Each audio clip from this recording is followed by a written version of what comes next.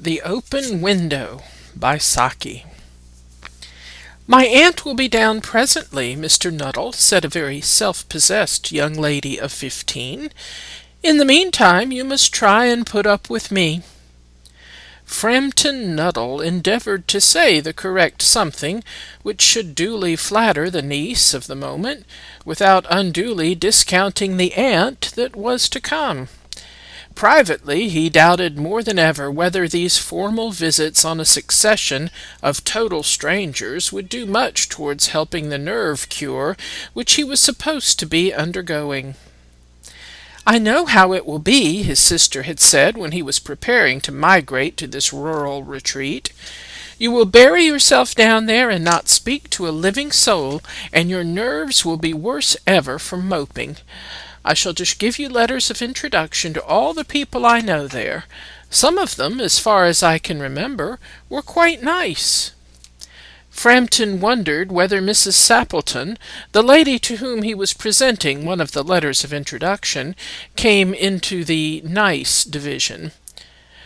"Do you know many people round here?" asked the niece, when she judged that they had had sufficient silent communion. "Hardly a soul," said Frampton.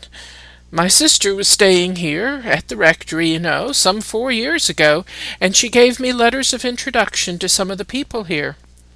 He made the last statement in a tone of distinct regret. "Then you know practically nothing about my aunt," pursued the self-possessed young lady. "Only her name and address," admitted the caller. He was wondering whether Mrs. Sappleton was in the married or widowed state. An undefinable something about the room seemed to suggest masculine habitation. "Her great tragedy happened just 3 years ago," said the child. "That would be since your sister's time." "Her tragedy?" asked Frampton. Somehow, in this restful country spot, tragedies seemed out of place. "You may wonder why we keep that window wide open on an October afternoon," said the niece, indicating a large French window that opened onto a lawn. "It is quite warm for the time of year," said Frampton, "but has that window got anything to do with the tragedy?" "Out through that window, 3 years ago to a day, her husband and her 2 young brothers went off for their day's shooting. They never came back. In crossing the moor to their favorite snipe shooting ground, they were all 3 engulfed in a treacherous piece of bog. It had been that dreadful wet summer, and places that were safe in other years gave way suddenly without warning. Their bodies were never recovered. That was the dreadful part of it." Here the child's voice lost its self-possessed note and became falteringly human. "Poor aunt always thinks that they will come back some day, they and the little brown spaniel that was lost with them, and walk in at that window just as they used to do. That's why the window is kept open every evening till it is quite dusk. Poor dear aunt! She has often told me how they went out, her husband with his white waterproof coat over his arm, and Ronnie, her youngest brother, singing, 'Birdie, why do you bound?' as he always did to tease her, because she said it got on her nerves. Do you know, sometimes on still, quiet evenings like this, I almost get a creepy feeling that they'll walk in through that window." She broke off with a little shudder. It was a relief to Frampton when the aunt bustled into the room with a whirl of apologies for being late in making her appearance. "I hope Vera has been amusing you," she said. "She has been very interesting," said Frampton. "I hope you don't mind the open window," said Mrs. Sappleton briskly. "My husband and brothers will be home directly from shooting, and they always come in this way. They've been out for snipe in the marshes today, so they'll make a fine mess over my poor carpets. So like you menfolk, isn't it?" She rattled on cheerfully about the shooting and the scarcity of birds and the prospects for duck in the winter.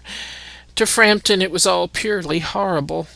He made a desperate but only partially successful effort to turn the talk on to a less ghastly topic. He was conscious that his hostess was giving him only a fragment of her attention, and her eyes were constantly straying past him to the open window and the lawn beyond. It was certainly an unfortunate coincidence that he should have paid his visit on this tragic anniversary. The doctors agree in ordering me complete rest and absence of mental excitement and avoidance of anything in the nature of violent physical exercise, announced Frampton, who labored under the tolerably widespread delusion that total strangers and chance acquaintances are hungry for the least detail of one's ailments and infirmities, their cause and cure. On the matter of diet they are not so much in agreement, he continued. "No," said Mrs. Sappleton, in a voice which only replaced a yawn at the last moment. Then she suddenly brightened into alert attention, but not to what Frampton was saying. "Here they are at last," she cried, "just in time for tea, and don't they look as if they were muddy up to the eyes?" Frampton shivered slightly and turned towards the niece with a look intended to convey sympathetic comprehension. The child was staring out through the open window with a dazed horror in her eyes. In a chill shock of nameless fear, Frampton swung round in his seat and looked in the same direction. In the deepening twilight, 3 figures were walking across the lawn towards the window. They all carried guns under their arms, and one of them was additionally burdened with a white coat hung over his shoulder. A tired brown spaniel kept close at their heels. Noiselessly they neared the house, and then a hoarse young voice chanted out of the dusk, "I say, Bertie, why do you bound?" Frampton grabbed wildly at his stick and hat. The hall door, the gravel drive, and the front gate were dimly noted stages in his headlong retreat. A cyclist coming along the road had to run into the hedge to avoid imminent collision.